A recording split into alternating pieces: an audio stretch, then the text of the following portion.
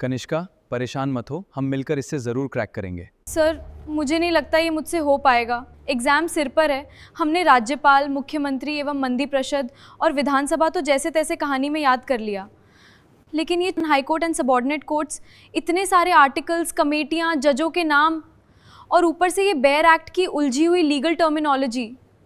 Sir, मुझे डर लग रहा है कि कहीं इस एक चैप्टर की वजह से मेरा सिलेक्शन ना रुक जाए। मैं हार मान रही हूँ। हिम्मत मत हारो, हम मिलकर इसे ज़रूर पूरा करेंगे। मेरे क्लास में हार शब्द की कोई जगह नहीं है कनिष्क। और मेरे प्यारे विद्यार्थियों जो इस वक्त मान एजुकेशन यूट्यूब चैनल पर मुझे देख रहे हैं, रिमेंबर, मंजिलें क्या हैं, रास्ता क्या है, हौसला हो तो फासला क्या है। बेटा, ये जो किताबें तुम्हें आज डरा रही हैं, कल यही तुम्हारी सफलता का मुकुट बनेंगी। तुम भूल रही हो कि तुम मान एजुकेशन पर हो। यहाँ पढ़ाई रटी नहीं जाती, यहाँ पढ़ाई की फिल्म दिखाई जाती है। आज से हम आरपीएससी सेकंड ग्रेड के प्रथम प्रश्न पत्र का ये महाकोर्स शुरू कर रहे हैं और मैं तुम्हारा बड़ा भाई मान सर तुम्हें विश्वास दिलाता हूँ कि अगले 10 दिन में हम इस पूरे कोर्स को इस कदर कंप्लीट करवा देंगे कि आरपीएससी का पेपर सेटर भी सोचेगा कि सवाल दूं तो कहाँ से दूं। रोज सुबह 10 बजे इसी चैनल पर हमारी वीडियो आएगी, बस तुम मेरे साथ जुड़े रहो। आज की क्लास यूट्यूब के इतिहास की सबसे लाजवाब क्लास होने वाली है। क्या तुम तैयार हो एक नई ब्लॉकबस्टर मूवी के लिए? जी सर, आपकी बातें सुनकर तो वैसे ही आधा डर खत्म हो जाता है। अब लग रहा है कि हम इस उच्च न्यायालय की खोपड़ी में छेद कर देंगे। लेकिन सर, कंटेंट का सोर्स क्या रहेगा, क्योंकि एग्जाम में तो ऑथेंटिक डेटा ही माना जाता है। बहुत ही शानदार सवाल पूछा बेटा कनिष्क। मेरे सभी बब्बर शेरों और शेरनियों, कान खोलकर सुन लो। आज के इस लेक्चर में जो भी हम बात करेंगे वो एनसीईआरटी, एम लक्ष्मीकांत और भारत के संविधान के बेयर एक्ट का संपूर्ण निचोड़ होगा। एक एक फैक्ट, एक एक लाइन रिसर्च करके लाई गई है। बेसिक से लेकर एडवांस लेवल तक सब कवर होगा। तो चलिए कुर्सी की पेटी बांध लीजिए, क्योंकि हमारी सिनेमैटिक यात्रा शुरू होने वाली है। कनिष्क, आंखें बंद करो और सोचो, साल है 1949 से पहले का।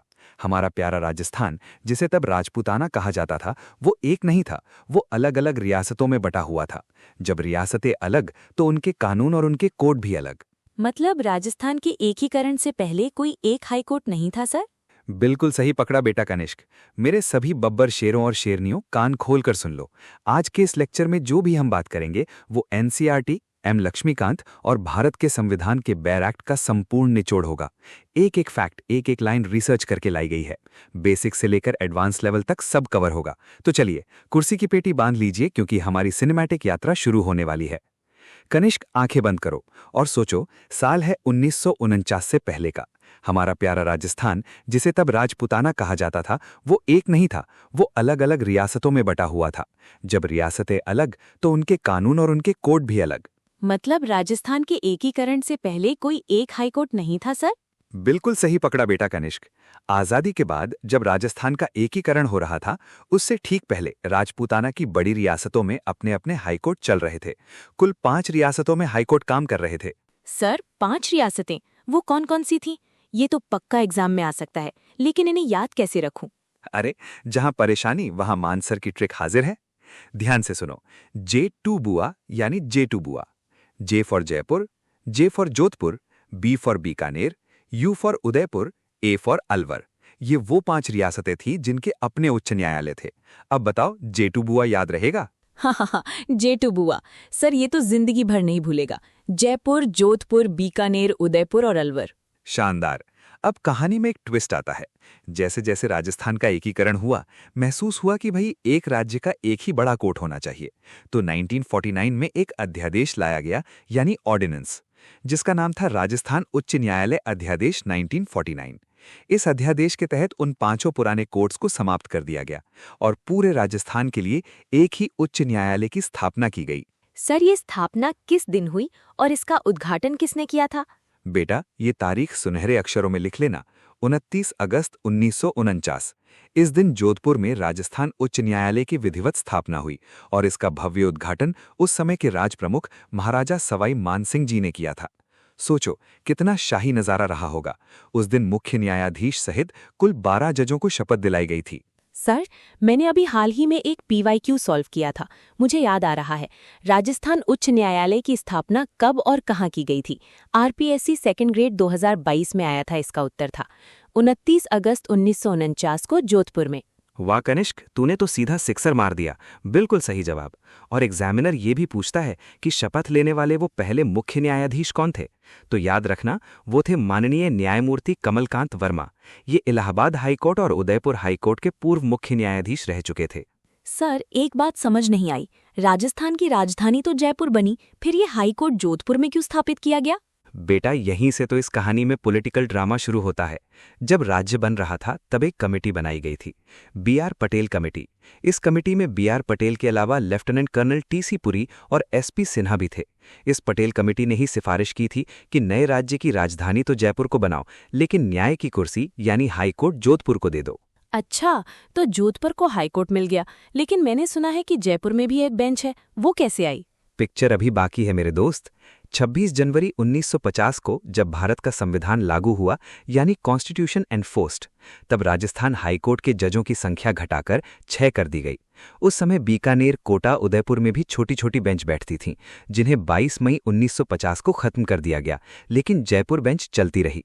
फिर तो सब ठीक था सर, जयपुर वालों के पास भी बेंच थी। कहाँ ठीक था। 1956 में जब राज्य पुनर्गठन अधिनियम यानी स्टेट्स रीऑर्गेनाइजेशन एक्ट 1956 लागू हुआ, तब एक और कमेटी बनाई गई। इस कमेटी का नाम था पी. सत्यनारायण राव कमेटी। इसमें वी. विश्वनाथन और बी. के. गुप्ता भी थे। इस कमेटी ने 1958 में एक बम फोड़ दिया। बम? कैसा बम सर? इस सत्यनारायण राव कमेटी ने सिफारिश की कि राजस्थान का केवल एक ही मुख्य हाईकोर्ट होना चाहिए, जो जोधपुर में रहेगा, और जो जयपुर की बेंच काम कर रही है उसे समाप्त यानी अबॉलिश कर दिया जाए। और 1958 में जयपुर बेंच को सच में बंद कर दिया गया। अरे बाप रे, फिर तो जयपुर और पूर्वी राजस्थान के वकीलों और लोगों ने बहुत हंगामा किया होगा। बिल्कुल, भयंकर विरोध हुआ। पूर्वी राजस्थान के लोगों को छोटे छोटे मुकदमों के लिए ठेठ जोधपुर जाना पड़ता था। सालों तक आंदोलन चले। आखिरकार सरकार को झुकना पड़ा और 1976 में एक आदेश निकाला गया, High Court of Rajasthan, establishment of a permanent bench at Jaipur order 1976। इसके तहत राज्य पुनर्गठन अधिनियम 1956 की धारा 51(2) का प्रयोग करते हुए जयपुर में फिर से एक स्थायी पीठ स्थापित की गई। सर, ये फिर से कब चालू हुई? ये बेंच विधिवत रूप से 31 जनवरी 1977 से काम करने लगी। तो याद रखना, मुख्य पीठ जोधपुर में है और खंडपीठ जयपुर में है। अब तुम बताओ, आरएएस प्री और आरपीएससी सेकेंड ग्रेड में एक सवाल बार बार छपता है। किस समिति की सिफारिश पर 1958 में राजस्थान उच्च न्यायालय की जयपुर खंडपीठ को समाप्त कर दिया गया था? सर, ये तो बहुत आसान है, पी. सत्यनारायण राव कमेटी की सिफारिश पर। एक्सीलेंट। मेरी क्लास का हर विद्यार्थी ऐसे ही एग्जामिनर के फिरकी लेगा। अब हम कहानी के उस हिस्से में घुस रहे हैं जहां से पेपर सेटर सबसे ज्यादा मसाला उठाता है, भारत का संविधान। संविधान के भाग 6 यानी पार्ट 6 के अध्याय 5 यानी चैप्टर 5 में अनुच्छेद 214 से 232 तक राज्यों के उच्च न्यायालयों यानी high courts in the states का वर्णन है। इसे हम बिल्कुल मूवी के डायलॉग्स की तरह याद करेंगे। यस सर, आर्टिकल्स तो मुझे हमेशा से डराते हैं, आज इनको भी देख लेंगे। तो सबसे पहले आता है अनुच्छेद 214 यानी आर्टिकल 214। ये सीधे सीधे कहता है कि प्रत्येक राज्य के लिए एक उच्च न्यायालय होगा, यानी there shall be a high court for each state. Simple. लेकिन इसके बाद आता है अनुच्छेद 215, जो बहुत पावरफुल है। ये कहता है कि उच्च न्यायालय एक अभिलेख न्यायालय होगा, यानी कोर्ट ऑफ रिकॉर्ड। सर, ये अभिलेख न्यायालय यानी कोर्ट ऑफ रिकॉर्ड क्या होता है? इसका मतलब क्या वो रिकॉर्ड रूम है जहां फाइलें रखी जाती हैं? अरे नहीं मेरी भोली कनिष्क, कोर्ट ऑफ रिकॉर्ड होने का मतलब 2 चीजें हैं। पहला, हाई कोर्ट के जो भी फैसले होंगे वो पूरे राज्य के अधीनस्थ न्यायालयों के लिए पत्थर की लकीर होंगे। कोई निचली अदालत उन फैसलों पर सवाल नहीं उठा सकती। और दूसरा और सबसे खतरनाक पावर, अगर किसी ने हाई कोर्ट की बात नहीं मानी या उसकी अवमानना की तो हाई कोर्ट उसे सीधा दंड दे सकता है। अब एक सवाल बताओ, भारतीय संविधान के किस अनुच्छेद के तहत उच्च न्यायालय को अभिलेख न्यायालय का दर्जा दिया गया है, जिसका अर्थ है अवमानना के लिए दंड देने की शक्ति? सर, इसका जवाब है अनुच्छेद 215। बिल्कुल झक्कास। अब आगे बढ़ते हैं। अनुच्छेद 216 कहता है कि हर हाई कोर्ट में एक मुख्य न्यायाधीश और उतने अन्य न्यायाधीश होंगे जितने राष्ट्रपति समय समय पर तय करें। मेरे प्यारे फ्रेंड्स, क्या तुम्हें पता है आज के समय में राजस्थान उच्च न्यायालय में कितने जजों के पद स्वीकृत हैं? सर, शायद 50। बिल्कुल सटीक। राजस्थान हाईकोर्ट में वर्तमान में अधिकतम 50 जजों की स्ट्रेंथ स्वीकृत है, जिसमें मुख्य न्यायाधीश भी शामिल हैं। अब बात करते हैं अनुच्छेद 217 की। ये बहुत महत्वपूर्ण है। इसमें जजों की नियुक्ति यानी अपॉइंटमेंट और उनके पद की शर्तों का वर्णन है। मान लो कनिष्क, तुम्हें राजस्थान हाईकोर्ट का जज बनना है, तो तुम्हारी नियुक्ति कौन करेगा? सर, राज्य का मामला है तो शायद राज्यपाल करेंगे। यही तो बच्चा गच्चा खा जाता है। हाईकोर्ट के जजों की नियुक्ति हमेशा भारत का राष्ट्रपति करता है, लेकिन राष्ट्रपति ऐसे ही अपनी मर्जी से नहीं करता, उसे 3 लोगों से सलाह लेनी पड़ती है। मानसर की ट्रिक नोट करो। CJI, GOV, CJ। CJI chief justice of India, Bharat के मुख्य न्यायाधीश, GOV governor of the state, संबंधित राज्य के राज्यपाल, और CJ chief justice of high court, संबंधित उच्च न्यायालय के मुख्य न्यायाधीश। वाह सर, मतलब नियुक्ति राष्ट्रपति करेंगे लेकिन सलाह इन तीनों से लेंगे। और सर, मेरी योग्यता क्या होनी चाहिए जज बनने के लिए? पहली बात तो तुम भारत की नागरिक होनी चाहिए, जो तुम हो। दूसरी शर्त, या तो तुमने भारत के राज्य क्षेत्र में कम से कम 10 वर्ष तक कोई न्यायिक पद धारण किया हो, या फिर किसी उच्च न्यायालय में कम से कम 10 वर्ष तक अधिवक्ता यानी एडवोकेट रही हो। चूंकि तुम अभी 20 साल की हो, तो तुम्हारा फॉर्म तो वैसे ही रिजेक्ट हो गया बेटा। अब जज साहब नियुक्त तो हो गए, तो अनुच्छेद 219 के तहत उन्हें शपथ कौन दिलाएगा? शपथ दिलाएंगे राज्य के राज्यपाल या उनके द्वारा नियुक्त कोई व्यक्ति। अनुच्छेद 220 कहता है कि रिटायर होने के बाद कोई स्थायी जज सुप्रीम कोर्ट और अन्य हाई कोर्ट्स को छोड़कर भारत के किसी भी कोर्ट में वकालत नहीं कर सकता। और अगर किसी जज का ट्रांसफर करना हो तो अनुच्छेद 222 के तहत राष्ट्रपति भारत के मुख्य न्यायाधीश से सलाह करके उनका तबादला कर सकते हैं। कनिष्क, अब आता है हाईकोर्ट का सबसे बड़ा हथियार, अनुच्छेद 226। ये उच्च न्यायालय को रिट जारी करने की शक्ति देता है। सर, ये रिट तो सुप्रीम कोर्ट भी जारी करता है ना, अनुच्छेद 32 के तहत? बहुत ही शानदार लॉजिक। सुप्रीम कोर्ट आर्टिकल 32 के तहत केवल मौलिक अधिकारों के हनन पर रिट जारी करता है, लेकिन हाई कोर्ट आर्टिकल 226 के तहत मौलिक अधिकारों के साथ साथ किसी अन्य प्रयोजन यानी कानूनी अधिकारों के लिए भी रिट जारी कर सकता है। मतलब रिट के मामले में हाई कोर्ट का दायरा सुप्रीम कोर्ट से भी बड़ा है। यहाँ 5 तरह की रिट होती हैं: बंदी प्रत्यक्षीकरण, हैबियस कॉर्पस, परमादेश, मैंडेमिस, प्रतिषेध, प्रोहिबिशन, उत्प्रेषण, सर्ट्यूररी और अधिकार परीक्षा को वारंटो। सर, ये तो आपने एकदम क्रिस्टल क्लियर कर दिया, मजा आ गया। सर, मजा तो बहुत आ रहा है, लेकिन सच कहूं, इतने सारे आर्टिकल्स, 1949, 1958, 50 जज, ये सब एक साथ याद रखना थोड़ा भारी लग रहा है। क्या कोई ऐसा तरीका है कि ये सब चुटकियों में रिवाइज हो जाए और एग्जाम में कोई कंफ्यूजन ना हो? मेरे प्यारे विद्यार्थियों, मुझे पता है कि जब कंटेंट अथाह हो तो उसे समेटना मुश्किल होता है। इसीलिए आपकी इसी समस्या का परमानेंट इलाज हमने निकाल लिया है। आप सभी की सबसे महत्वपूर्ण रिवीजन के लिए हमने आपके एग्जाम के लिए टेस्ट क्यू एप्लीकेशन तैयार की है। यहाँ पर हमने RPSC सेकेंड ग्रेड के प्रथम प्रश्न पत्र का 360 डिग्री टेस्ट सीरीज और सब्जेक्ट वाइज सिनेमैटिक कोर्स उपलब्ध कराया है। इस टेस्ट क्यू एप्लीकेशन पर आपको हमारे अन्य सभी विषयों के NCERT, RBSE और मूल किताबों पर आधारित कोर्सेज बिल्कुल इसी तरह की सिनेमैटिक मूवी स्टाइल में मिलेंगे। वाह सर, मतलब कम समय में शानदार रिवीजन। बिल्कुल कनिष्क, कम समय में सबसे कम कीमत में इतने लाजवाब कोर्सेज जिनको ज्वाइन करके आप हर हाल में एग्जाम में सिलेक्शन ले सकते हैं।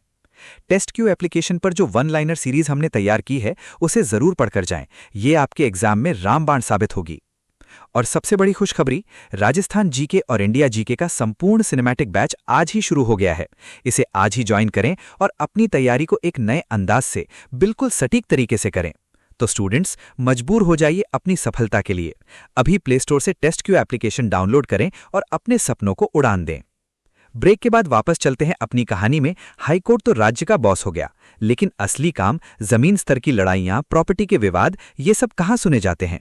ये सुने जाते हैं जिलों में, जिन्हें हम अधीनस्थ न्यायालय कहते हैं। संविधान के भाग 6 के अध्याय 6 में अनुच्छेद 233 से 237 तक अधीनस्थ न्यायालयों का जिक्र है। सर, हमारे जिले में जो जिला न्यायाधीश बैठते हैं, उन्हें कौन बनाता है? देखो, अनुच्छेद 233 बिल्कुल इसी बारे में है। जिला न्यायाधीशों की नियुक्ति यानी अपॉइंटमेंट ऑफ डिस्ट्रिक्ट जजेस, उनकी पदस्थापना यानी पोस्टिंग और पदोन्नति यानी प्रमोशन उस राज्य का राज्यपाल करता है। लेकिन ध्यान रहे, राज्यपाल ये काम उस राज्य के उच्च न्यायालय यानी हाई कोर्ट के परामर्श से ही करता है। और सर, जिला जज बनने के लिए क्या योग्यता चाहिए? क्या मैं बन सकती हूँ? तुम फिर आ गई फॉर्म भरने। जिला जज बनने के लिए तुम्हें संघ या राज्य की सेवा में नहीं होना चाहिए और कम से कम 7 वर्ष तक अधिवक्ता यानी प्लीडर के रूप में काम करने का अनुभव होना चाहिए और हाई कोर्ट ने तुम्हारी सिफारिश की हो। ये रहा तुम्हारा अग्रा PYQ।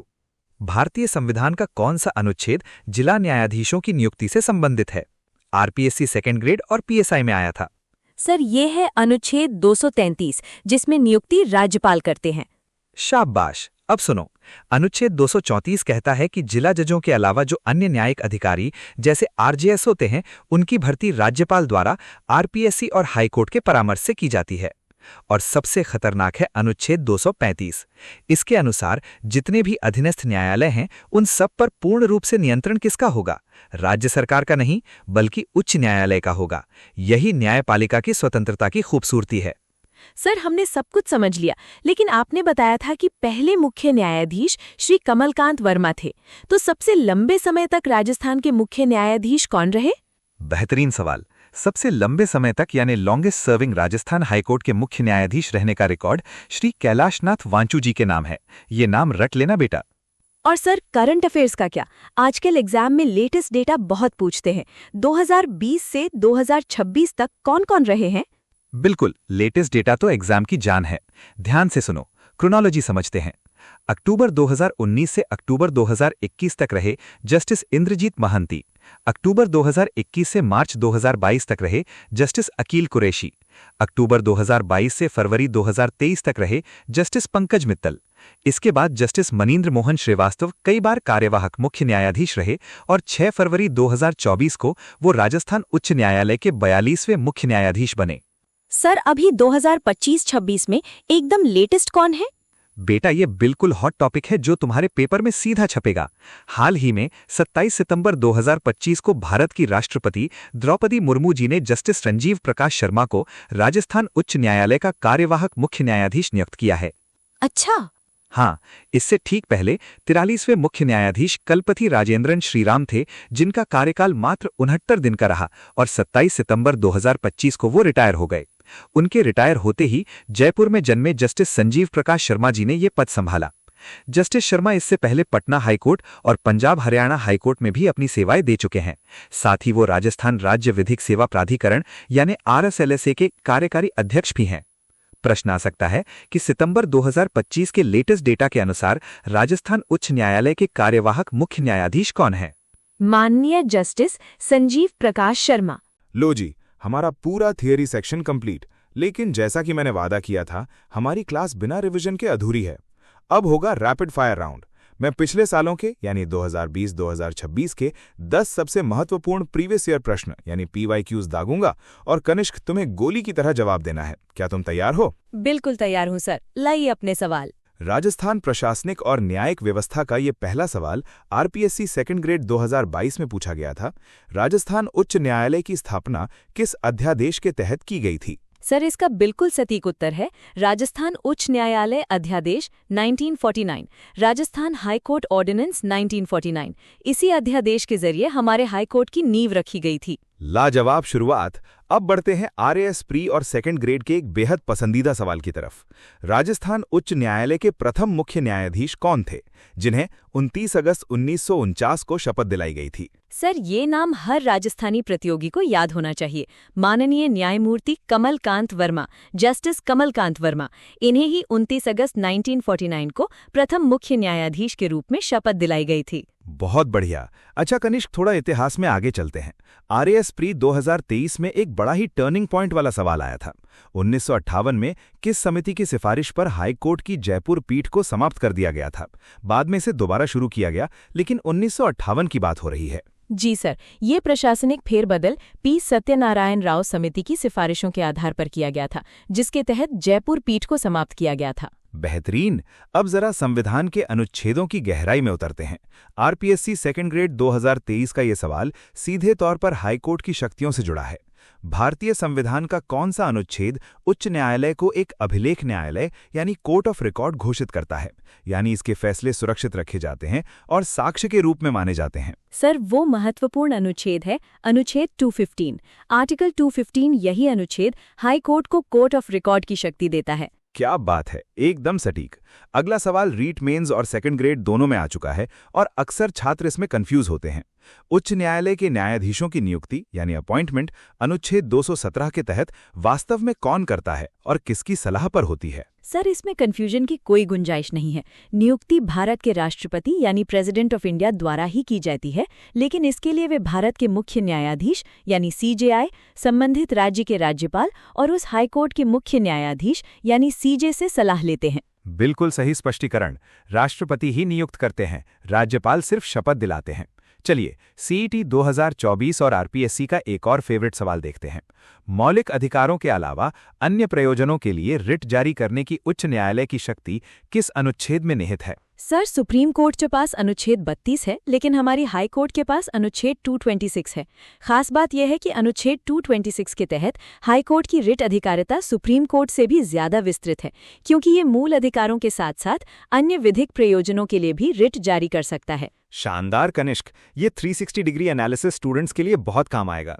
अब थोड़ा नीचे सबऑर्डिनेट कोर्ट्स यानी अधीनस्थ न्यायालयों की तरफ चलते हैं। PSI 2021 और सेकंड ग्रेड का ये सवाल देखिए। जिला न्यायाधीशों की नियुक्ति किस अनुच्छेद और किसके द्वारा की जाती है? सर, जिला न्यायाधीशों की नियुक्ति संविधान के अनुच्छेद 233 के तहत संबंधित राज्य के राज्यपाल द्वारा की जाती है। हालांकि राज्यपाल इसके लिए संबंधित हाईकोर्ट से परामर्श जरूर लेते हैं। एकदम परफेक्ट। इसी से जुड़ा RPSC सेकंड ग्रेड 2024 का बिल्कुल लेटेस्ट सवाल है। अधीनस्थ न्यायालयों पर पूर्ण नियंत्रण यानी कंट्रोल किस अनुच्छेद के तहत उच्च न्यायालय में निहित किया गया है? सर, प्रशासनिक और न्यायिक नियंत्रण की यह शक्ति अनुच्छेद 235 के तहत हाईकोर्ट को दी गई है। इसी के तहत वे निचली अदालतों पर नजर रखते हैं। बहुत अच्छे। अब जरा कुछ डेटा और करंट अफेयर्स पर बात कर लेते हैं।